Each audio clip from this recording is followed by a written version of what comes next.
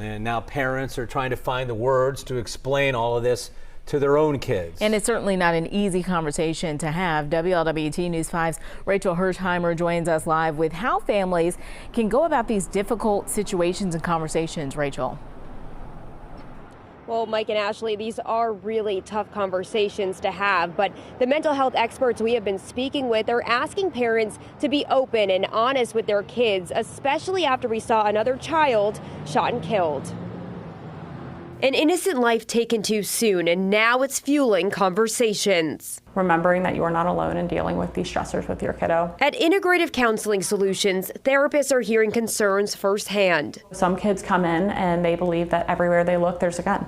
And there are other kids who see the news and they feel like it's, hey, that's a one-off.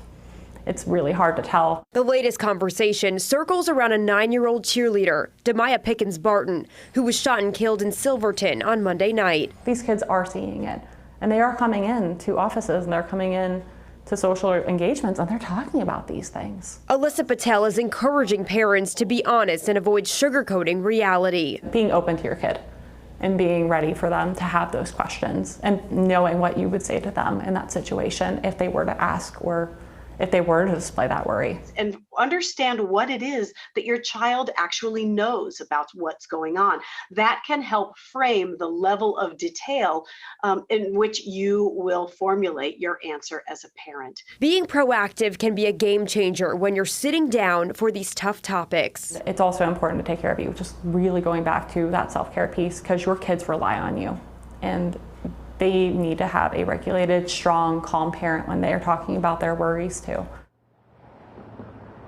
Another important point Alyssa Patel made is to make sure your child knows there's a safe person to talk to in case you're not around when an event like this takes place. We're live tonight from Silverton. Rachel Hersheimer, WLWT News 5.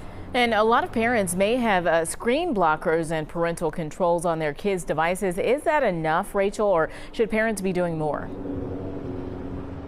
Ashley, the counselor we spoke with says parents should be doing more because you should assume your kids, when they go to school or they're at camp, they're talking to other people.